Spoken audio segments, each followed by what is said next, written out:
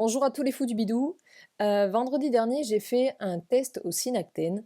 Je pensais pas forcément faire de vidéo là-dessus, mais suite aux différentes publications que j'ai postées sur Instagram ou sur Facebook, pas mal de personnes m'ont demandé ce que c'était. Et certaines d'entre elles étaient vraiment très intéressées pour en savoir davantage. Du coup, je pense que je vais faire une très courte vidéo là-dessus, mais pour aborder quand même ça. Donc, le test au Synactène, c'est ni plus ni moins qu'une cortisolémie. Donc, la cortisolémie, en fait, c'est ni plus ni moins le fait de calculer le taux de cortisol présent dans le sang. Donc, c'est un examen qui consiste tout simplement en une prise de sang à un temps qu'on va appeler temps zéro. On va en mesurer le taux de cortisol présent à ce moment-là dans votre sang. On va ensuite injecter un produit, donc bien souvent qui s'appelle, la marque c'est Synactène, je ne sais plus le nom de la molécule, pardon, mais bon, ça n'a pas vraiment d'importance. Après recherche, la molécule, pardon, la solution injectable, la molécule, a priori, c'est la tétracosactide. Donc c'est donc le Synactène, comment je vais vous le montrer comme ça? Hop, voilà, c'est une solution injectable, hein, tout simplement, qu'on peut faire en intramusculaire ou en intraveineuse. C'est une ampoule à conserver au frais, à récupérer à la pharmacie, à conserver au frais avant d'être injecté pour votre examen. Donc on injecte ce produit.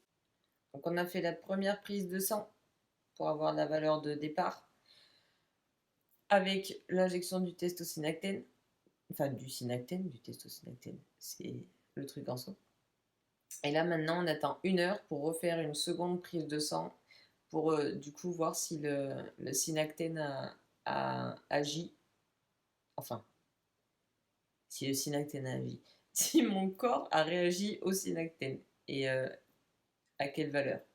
Et en fait, au bout d'une demi-heure ou 1 heure, ça c'est les tests rapides parce qu'après il existe des tests beaucoup plus longs où il y a une surveillance, enfin des analyses sur 24 heures, mais là ce qu'on appelle le test court, c'est au bout d'une demi-heure ou 1 heure, généralement c'est plutôt au bout d'1 heure, on refait tout simplement une seconde prise de sang et là on va à nouveau calculer le taux de cortisol dans le sang et ça permet en fait tout simplement de voir si votre corps produit suffisamment de cortisol et donc ça peut déceler certains dysfonctionnements ou certaines pathologies, notamment la maladie d'Addison. Et donc dans tous les cas, l'objectif premier de ce test, en plus de voir donc votre taux de base, c'est de voir si votre corps se défend face à ce produit qui est injecté.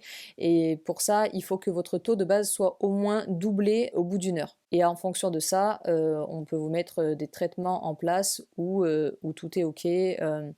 Alors généralement, on fait ce test pour déceler des pathologies, ou dans le cas où il y aurait eu des traitements à base de corticoïdes ou des corticoïdes purs sur des longues durées. Beaucoup de gens ne connaissent pas ce test parce que beaucoup de médecins eux-mêmes ne le connaissent pas spécialement. Moi, il y a eu que mon gastro-entérologue actuel qui me l'a proposé, et pourtant avant ça j'avais une autre gastro-entérologue qui elle m'a suivi pendant 5 ans, et j'avais du budesonide, donc un médicament à base de cortisone, pardon, que j'ai eu quand même pendant de longues périodes, et on m'a jamais proposé ça. Et la cortisone, tout le monde le sait, ça peut notamment entraîner de gros problèmes au niveau des reins et des glandes surrénales. Et les glandes surrénales, c'est là où est produit le cortisol. Et donc on fait très souvent ce test suite à de longues périodes sous corticoïdes pour voir si votre corps prend l'habitude et reprend l'habitude de recréer suffisamment de cortisol, puisque le cortisol, il y a énormément de rôles, il y a tellement de rôles que je ne vais pas pouvoir les aborder ici, mais le cortisol joue un rôle très très important dans plusieurs parties de notre corps, plusieurs choses de notre métabolisme tout simplement. Je pense que j'ai... Donc oui, donc le fait de faire ce test en fait suite à l'arrêt d'un traitement de cortisone, à base de cortisone ou de cortisone pure, ça permet de voir si votre corps reprend un taux convenable. Et si ce n'est pas le cas, il faut prendre de la cortisone, du cortisol pardon, de substitution, donc type hydrocortisone, prednisone, ces choses-là, qui ont l'effet en fait de vous donner un minimum de cortisone dont le corps a besoin et qu'il n'est pas encore en mesure de refabriquer tout seul. Principalement, c'est essentiellement ça, en fait, le Testosinactène. Je veux pas faire une vidéo trop longue, donc je vais m'arrêter là. Je voulais pas non plus que ce soit trop médicalisé.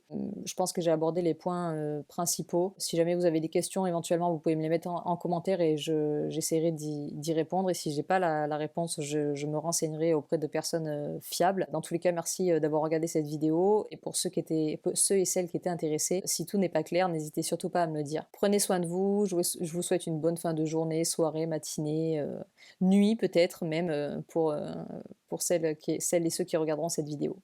À très vite.